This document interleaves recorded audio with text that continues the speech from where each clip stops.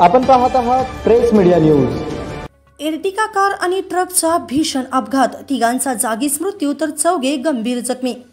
अनेक भक्तांचे श्रद्धास्थान असलेल्या अजमेर शरीफ दर्गा येथून परत येत असतानाच झालेल्या भीषण अपघातात 3 तरुणांचा मृत्यू झाला आहे, तर 4 जण गंभीर जखमी झाले आहेत।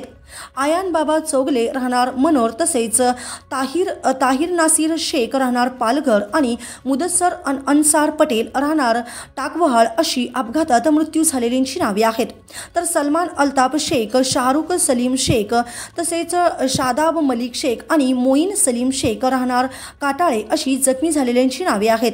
जखमींना उपचारासाठी भरूच परिसरातील खाजगी रुग्णालयात दाखल करण्यात आले असून त्यांच्यावर उपचार सुरू आहेत। मिळालेल्या माहितीनुसार सुप्रसिद्ध असलेल्या अजमेर शरीफ दर्गा येथे पालघर तालुक्यातील मनोर पालघर परिसरातील मुख्यतः तरुण असलेले भाविक दर्शनासाठी गेले होते।